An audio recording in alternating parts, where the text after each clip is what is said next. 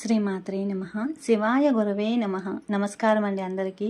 అమ్మ దయతో అందరూ బాగుండాలని మనస్ఫూర్తిగా కోరుకుంటూ, లలితా సహస్రనామ స్తోత్రము కేవలం స్తోత్రం మాత్రమే కాదు, అదొక మహామంత్రాల భాండాగారము. వాగ్దేవతలు అమ్మవారి దివ్య సౌందర్యాన్ని వర్ణిస్తూ ఒక్కో నామాన్ని ఒక్కో ఆభరణంగా మనకు అందించారు. ఈరోజు మనము లలితా సహస్రనామాల్లోని 16వ నామమైన ముఖ చంద్రకలంకాభమృగనాభివిశేషక అనే అద్భుతమైన నామం గురించి తెలుసుకోబోతున్నాము. ఈ నామంలో దాగి ఉన్న అనంతమైన యోగ ఆధ్యాత్మిక రహస్యాలను తెలుసుకోబోతున్నాము. వీడియోని ఎక్కడ కూడా స్కిప్ చేయకుండా చివరి వరకు చూడండి. కొత్తగా చూసేవాళ్ళు మన ఛానల్ని సబ్స్క్రైబ్ చేసుకోండి. నేను చెప్పేది మీకు అర్థం అవుతుందో లేదో కింద కామెంట్ చేయండి. ఒక చిన్న లైక్ చేయండి, ఇంకో నలుగురికి చేరువవుతుంది. ముందుగా శ్లోకంలో ఇది వచ్చేసి మనకి 5వ శ్లోకం అండి. 5వ శ్లోకంలో వస్తుంది, అష్టమీ చంద్ర విభ్రాజ దళికస్థల శోభిత ముఖ చంద్ర కలంకాభమృగనాభివిశేషక. ఇందులో 2వ నామం గురించి మనము తెలుసుకోబోతున్నాం అన్నమాట. ఇందులో మనకి ఉచ్చారణ అనేది చాలా ఇంపార్టెంట్. చిన్నగా చదువుతాను, ఒక్కసారి వినండి. ముఖ చంద్ర కలంకాభమృగనాభివిశేషక. ఇది మొత్తం కూడా 16 అక్షరాల నామము. అలాగే మనకి నామావళిలో ఈ నామం ఎలా వస్తుందంటే, పూజ చేసేటప్పుడు చతుర్థి విభక్తితో నమః అనేది చేర్చి చదవాలన్నమాట. శ్రీ ముఖ చంద్ర కలంకాభమృగనాభివిశేషకాయై నమః అనేసి అని చెప్పి. ఇది 16 అక్షరాల నామం కదా, కాబట్టి ఎక్కడ విడదీయకుండా పూర్తి నామము ఒకేసారి పలకాలి. శ్రీ ముఖ చంద్ర కలంకాభమృగనాభివిశేషకాయై నమః అనేసని.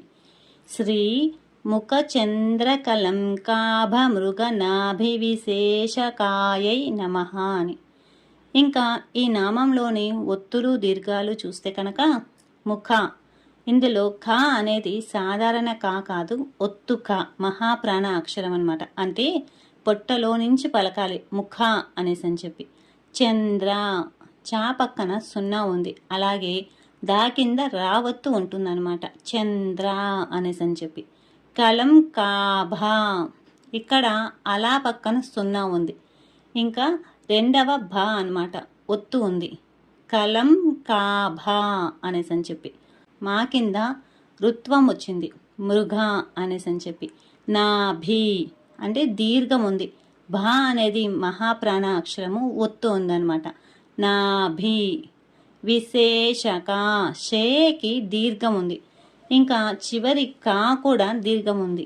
మొత్తం నామం చూస్తే ముఖ చంద్ర కలంకాభమృగనాభివిశేషక అనేసని వస్తుంది. ఇది మొత్తము 16 అక్షరాల నామం కదా, అందుకనేసి ఈ నామాన్ని మనం విడదీసి 4 ప్రధాన పదాలుగా చేసుకొని నేర్చుకుందాము. అలాగే ఆ నామానికి అర్థం కూడా తెలుసుకుందాం, పద విభజన చేసి నేర్చుకుందాము. ముఖ చంద్ర అంటే చంద్రుని లాంటి ముఖము అనేసని. కలంక అంటే చంద్రుని అంటే కలంక అంటే చంద్రునిలో ఉండే మచ్చ అనేసి అని చెప్పి. ఆభ పోలిక ఉన్నది, ఆ కాంతి లేదా ఛాయ కలిగినది అనేసని.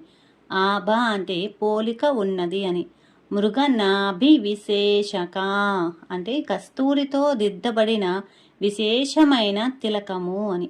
మొత్తానికి అర్థం చూస్తే, అమ్మవారి దివ్యమైన ముఖము ప్రకాశవంతమైన పూర్ణ చంద్రునిలా ఉంది అని.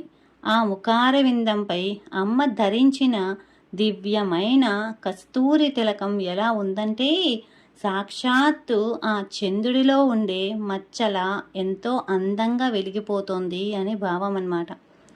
ఇంకా ఈ నామాన్ని స్థూలార్థం తెలుసుకుంటే, బాహ్యంగా చూస్తే ఇది అమ్మవారి దివ్యమైన రూప వర్ణన. స్త్రీలకు తిలకం సౌభాగ్య చిహ్నం అన్నమాట. ఇక్కడ వాగ్దేవతలు అమ్మవారి ముఖాన్ని నిష్కలంకమైన చంద్రునితో పోల్చారు. అయితే చంద్రుడిలో సహజంగా మచ్చ ఉంటుంది కదా, మరి అమ్మవారి ముఖ చంద్రునిలో ఆ మచ్చ ఎక్కడ ఉంది అంటే అమ్మవారి నుదుట అలంకరించుకున్న సుగంధ భరిత కస్తూరి తిలకమే ఆ మచ్చ అని చెబుతున్నారు. ఇంకా ఈ నామము సూక్ష్మ అర్థం చూసుకుంటే చంద్రుడు మనసుకు అధిపతి, చంద్రాయ మనసో జాతః అంటారు. అమ్మవారి ముఖాన్ని చంద్రునితో పోల్చడం అంటే పరమ ప్రశాంతమైన శీతలమైన మనస్సుకు ఆమె సంకేతం అన్నమాట. కస్తూరి తిలకం ఏకాగ్రతకు గుర్తు. సాధకుడు తన చంచలమైన మనస్సును భగవంతుని పాదాల వైపు ఎలా ఏకాగ్రతం చెయ్యాలో మనకు ఈ నామం సూచిస్తుంది.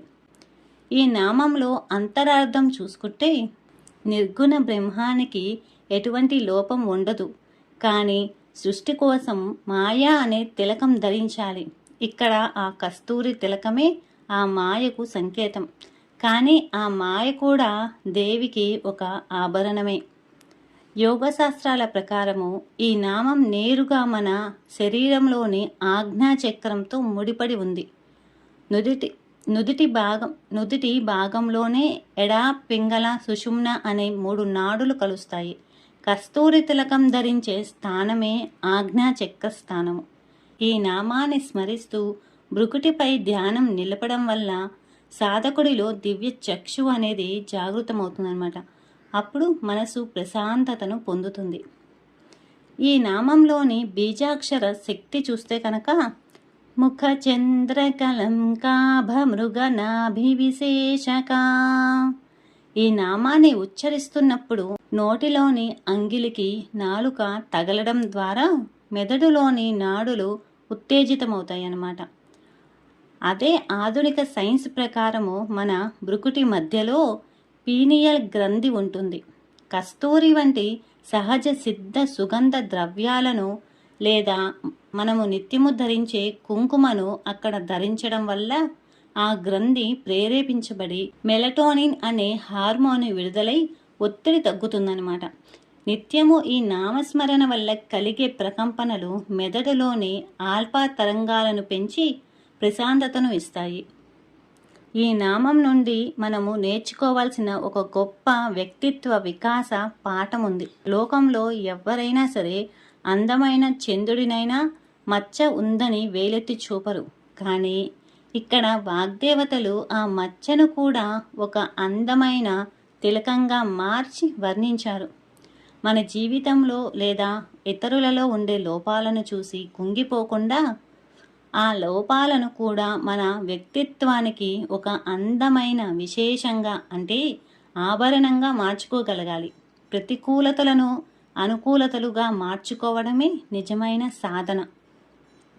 ఈ నామాన్ని నిత్యం స్మరించడం వల్ల ముఖంలో ఒక దివ్యమైన వర్చస్సు పెరుగుతుంది.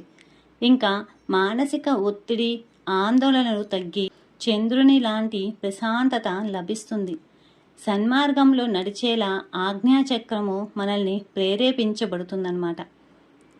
ఇప్పుడు ఒక చిన్న కథ ద్వారా తెలుసుకుందాము. పూర్వము ఒక సాధకుడు ఉండేవాడు. అతను ఎప్పుడూ తనలో ఉన్న చిన్న చిన్న తప్పులను కానీ లోపాలను చూసుకొని నేను భగవంతుని పూజకు అర్హుడిని కాను, నా మనసులో ఎన్నో చెడు ఆలోచనలు వస్తున్నాయి అని బాధపడుతూ ఉండేవాడు. ఒకనాడు తన దగ్గరకు ఒక గురువు వచ్చి అతనికి రాత్రివేళ ఆకాశములో పూర్ణ చంద్రుడిని చూపించి ఇలా అడిగారంట, నాయనా ఆ చంద్రుడు అందంగా ఉన్నాడా అని. అప్పుడు ఆ శిష్యుడు అవును స్వామి, ఎంతో బాగున్నాడు అన్నాడు. మళ్ళీ గురువు మరి అందులో మచ్చ ఉంది కదా, అది నీకు నచ్చిందా అని అడిగారు. శిష్యుడు ఆ మచ్చ ఉన్నా కూడా చంద్రుడి వెన్నెల హాయిని ఇస్తోంది కదా స్వామి అన్నాడు. అప్పుడు గురువు నవ్వి ఇలా అన్నారు, అవును నాయన, భగవంతుడు కూడా మనల్ని అలాగే చూస్తాడు. మనలోని ఎన్ని చిన్న చిన్న లోపాలు ఉన్నా మన హృదయంలో భక్తి అనే వెన్నెల ఉంటుంది. ఆ లోపాలను కూడా భగవంతుడు తన నుదుటిపై అలంకరించుకున్న కస్తూరి తిలకంలా స్వీకరిస్తాడు. కాబట్టి నీ లోపాల గురించి చింతించక నీ భక్తిని పెంచుకో అని మార్గదర్శకం చేశారు. అచ్చం అలాగే మన జగన్మాత కూడా మన లోపాలను కాక మన ప్రేమననే తిలకాన్ని చూస్తుందన్నమాట. ఒక్క నామంలోనే ఎన్ని అనంతమైన రహస్యాలు దాగి ఉన్నాయో లలితా సహస్రనామంలోని ప్రతి నామము మనల్ని మోక్షం మార్గం వైపు నడిపించే ఒక దివ్య దీపం అన్నమాట. ఈ నామాన్ని స్మరిస్తూ ఆ జగన్మాత కృపకు అందరము పాత్రులవుదాము. ముఖ చంద్రకలంకాభమృగనాభివిశేషకా